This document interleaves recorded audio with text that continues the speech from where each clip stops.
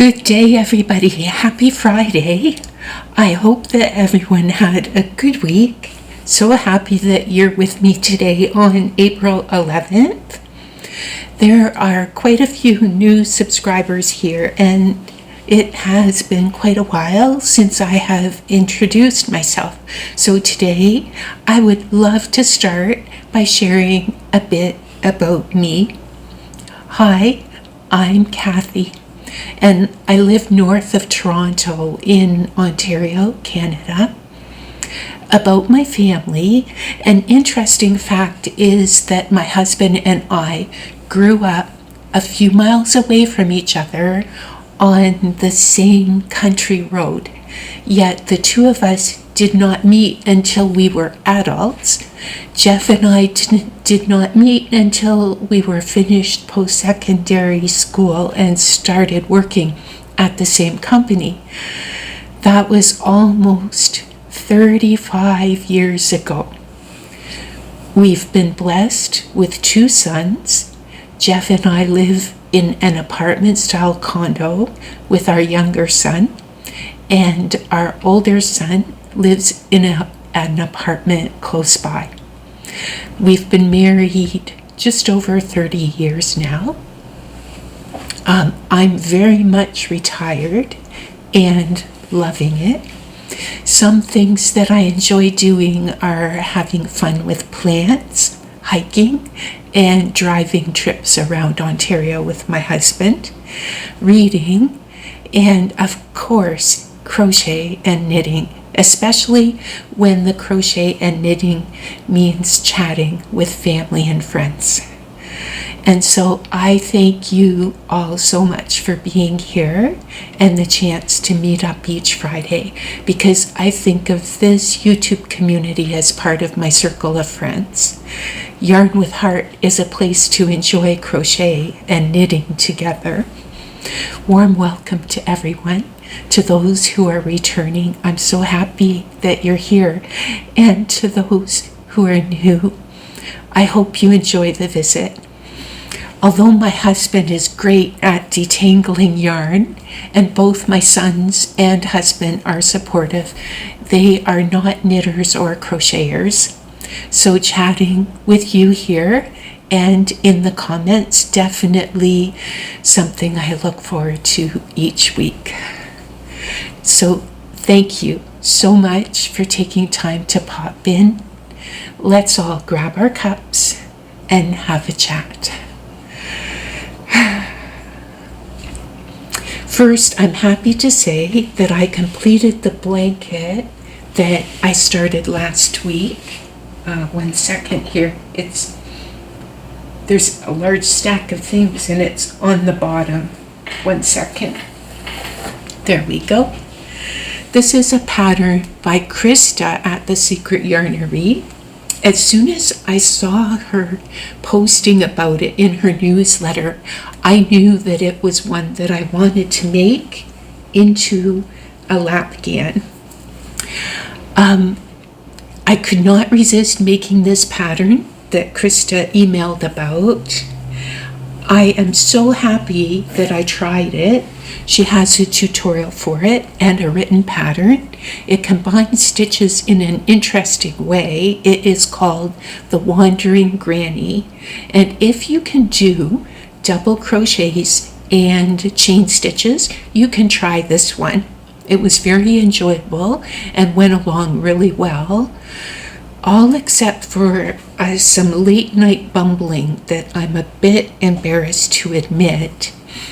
It's a bit of a cautionary tale where someone who will remain nameless forgot what hook size she was using.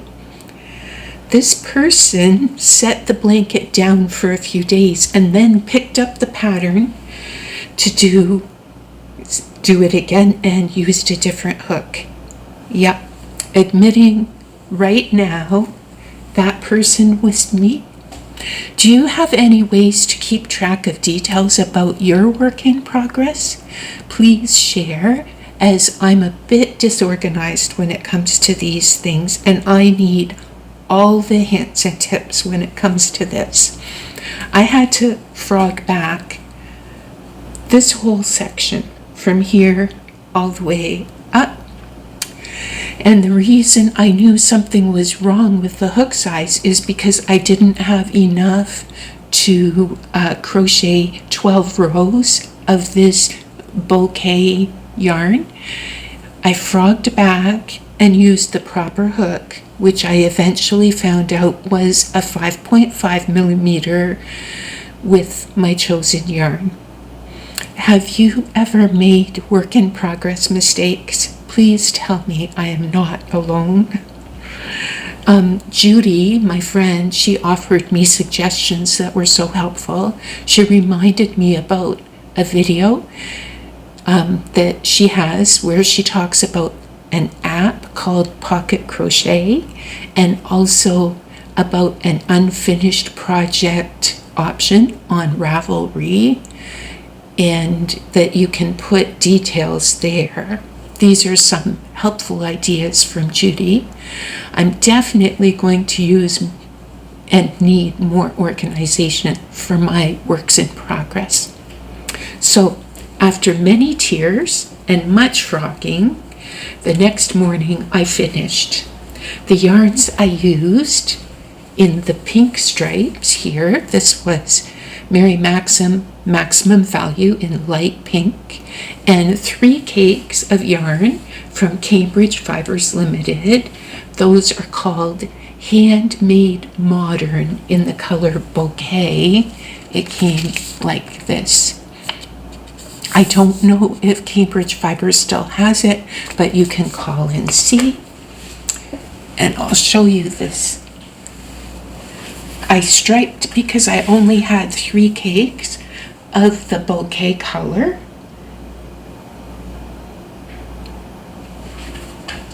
And I think it makes a nice sized lapgan.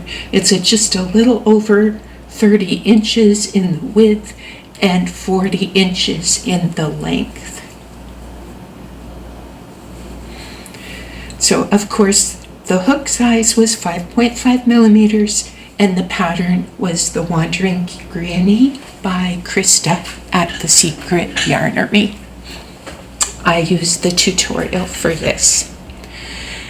I'm thinking about using this design again for a bigger blanket too, because Krista's video steps through how to start the blanket and how to adjust the size.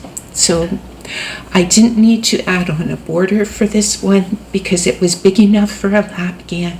The tutorial does include instructions for a very cute border as well. So that was the first one that I was working on this past week. If you'd like to find any patterns mentioned in my videos, there's always information about how to find them and how to find people, creators that I talk about. That's always in the description box below. So next, let's chat about works in progress. I have 2 crochet items on the go this week. Both of them are projects for the make-alongs. For one, I am double dipping. This is a make-along for the colors of these cakes. They worked so well for the book cover of the month make-along by Crochet with Nona Rosanna. I'll just move over a little and I'll show a picture up here of her book cover. The yarn I'm using is Roll With It Sparkle in the color Gray Whisper. This will also count as a multicolor yarn, so it is the project I'm doing for the Something New make-along this month. And details about the make-along are in the April 7th video on this channel, or you can look in the description box, of course. So next week, I hope to have the shawl finished, and I will share the whole shawl. I'll just show a quick peek of where I'm at so far. I have modified this pattern, and I'll share then about how and why I modified it. The pattern I used is called To The Point. It's a free pattern on Ravelry by Cheri McEwen. Oh, and I'm working with a 5.5 millimeter hook for this one. So here's a quick peek at what it's looking like so far. Okay, the second work in progress. Again, this one is for a make-along. Now, though I loved the colors for Judy's Butterfly of the Month for April, I didn't have any of that shade of green in my stash. Yes, I have plenty of green here at the house, but none that was the right shade of green. Have you ever had that happen where you have every shade except the one you're looking for, and wouldn't you know it, this is in the middle of a month where I am on a yarn diet and not buying yarn until May. Luckily, Judy had the monarch butterfly waiting in the wings for just this sort of emergency, so I am up to my elbows in orange yarn. Yes, and yes, my holiday from making squares is over. I am making squares again, but not so many ends to weave in as there were in the granny cardi. Just 2 ends per square. There we go. Here's a look at one of them. Thank you so much to the viewer who had that tip about using 1 color per square. Thank you. So far, I have made 19 of these, and I will show you, here we go, with these 2 more Red Heart Comfort skeins in my stash, I should have plenty of yarn to make this into a teen-sized blanket for donation. The pattern is by Ellen K. Gormley, and it's a free pattern from Yarnspirations. So it is called the Crochet Sunny Spread Throw, and I'm using a 6.5 millimeter hook for this one. So I still have a bunch more squares to do this week. And now I'd like to share about something that came in the mail, Happy Mail, and I don't know if she'll be watching, but I want to say thank you so very, very much. What a surprise. It arrived on a day that a smile from a friend helped me so much.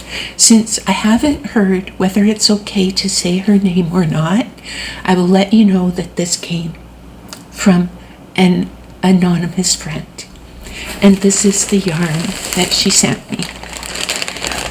There was a nice card in here and some stitch markers. She knows that I love stitch markers, so she sent some stitch markers. These are from a place called Hand Stitched Life, Beautiful Notions for the Modern Maker. And they're good for knitting or crochet because they have the lobster claw on them. So that's quite nice. And here we go. I'll open up the yarn. There's 2 in here. They are 635 meters, 694 yards, 150 grams. This one is called Angel Stone Bliss, 100% bamboo. It's by Diana. It's hand-dyed yarn. The name of the company is Diana Dye.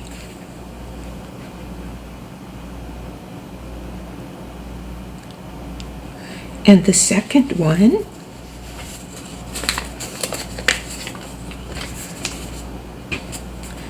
is called Deep Blue Sea. Again, the same information, 100% bamboo, and it's also 150 grams. beautiful, so beautiful and together. There we go. I hope it's showing up on the screen how much of the beautiful sheen there is on this. Lovely. I love working with bamboo yarn. So thank you so much. Thank you. And you know me so well. If you are watching, I've sent you an email and a letter is on its way. I love both of these, and most of all, I'm happy that we're friends. And now for a bit of a chat about the chapter title for this week. This week's title is Doubt. And I respect Carrie Bloomston's perspective on this topic, and like a few of the other weeks, I have different ideas on the topic. For me, doubt often enters with the word cannot, and when I find myself thinking that I cannot, then I try to look a bit deeper. Some of the questions I ask, is this something that I cannot at this time, and I need to plan? In that case, I think not yet, or not right now, maybe later. Or is this cannot a message that my inside, my gut feeling is indicating that I should avoid, where something is not right for me at all, and it is time to set a boundary? Or perhaps is the fear of the unknown the reason for the cannot? Looking at a pros and cons list sometimes helps, and also thinking of what is the best thing that could happen and what is the worst thing that could happen. Most often, what will eventually land and happen is somewhere in between the best and the worst. And can my creative nature be okay with that? So the challenge this week is to stretch some creative boundaries, saying, yes, I can, in a small step, in a small way, and see what happens.